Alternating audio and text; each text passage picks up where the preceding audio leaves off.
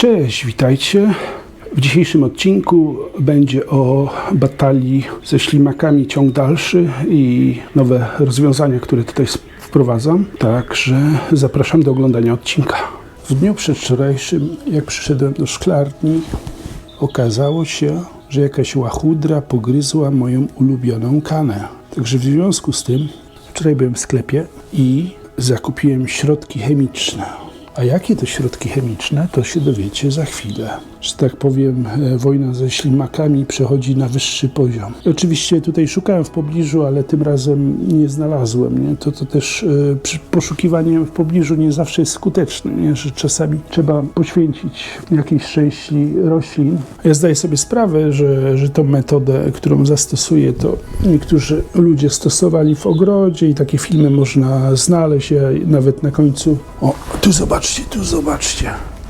No normalnie gdzieś tutaj grasuje bestia. Aż mi oparchał cały liść tutaj w roślince. O, także ja tutaj sobie na razie przygotuję 2 słoiki. Ja je wkopię trochę w ziemię, nie wiem, w 2 miejscach gdzieś. A następnie potem wleję ten środek chemiczny. A jaki to środek chemiczny, dowiecie się niebawem. No, niektórzy powiedzą, że środek chemiczny ekologiczny.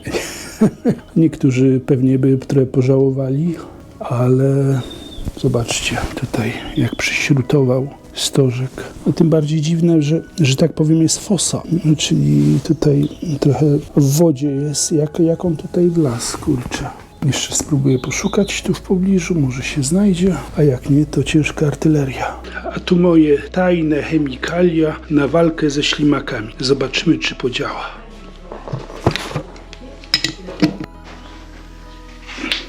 Tutaj przygotowałem pierwszy dołek.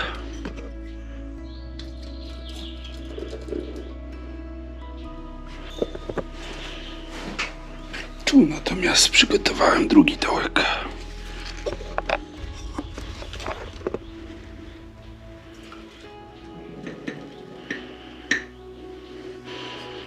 Pytanie, czy ślimaki lubią Heinekena? Ale oczywiście ja tutaj nie reklamuję żadnej marki piwa.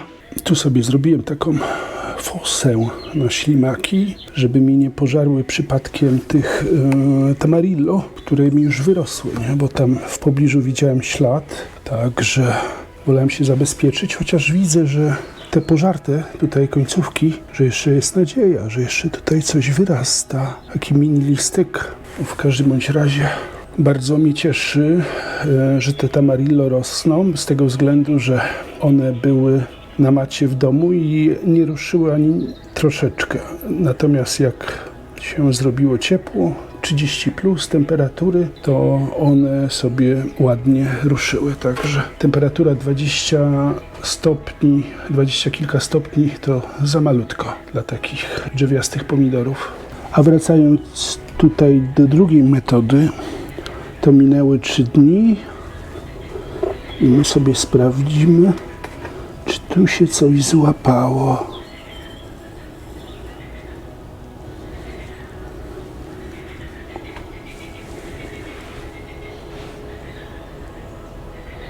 Pajączek, ślimaków natomiast brak.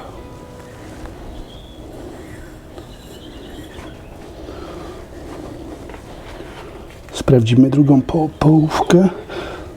Ja podejrzewam, bo tu u mnie w szklarni jest mała populacja tych ślimaków, ja je wyłapuję, także przez te ostatnie 3 dni od momentu założenia tych pułapek to złapałem 3 sztuki. 2 takie dosyć duże, jednego przyuważyłem, bo znowu ta metoda na łapanie ślimaków, jak widzę gdzieś pogryzione rośliny, szukanie w pobliżu, ale też na końcu filmu dam Wam link do kanału Maciej i Ogród Egzotyczny, gdzie używał tej metody piwnej. No i tych ślimaków złapał dużą ilość.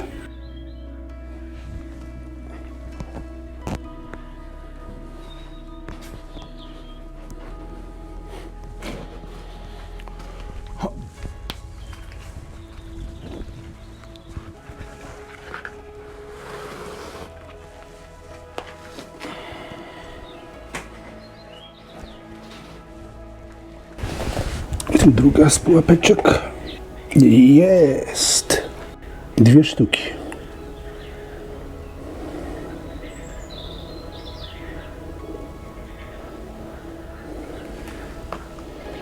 Jeden taki dosyć duży, nie?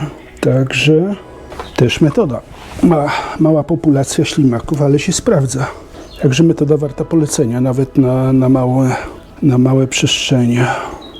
Jeżeli podobają Wam się moje materiały, to zachęcam do subskrypcji mojego kanału, jak również kliknięcia lajka i dzwoneczek powiadomień. To mnie bardzo motywuje do robienia nowych filmów.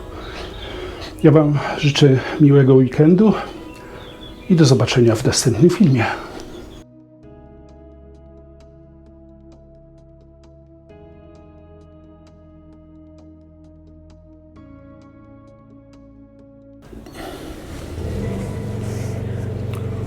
Kurwa mać!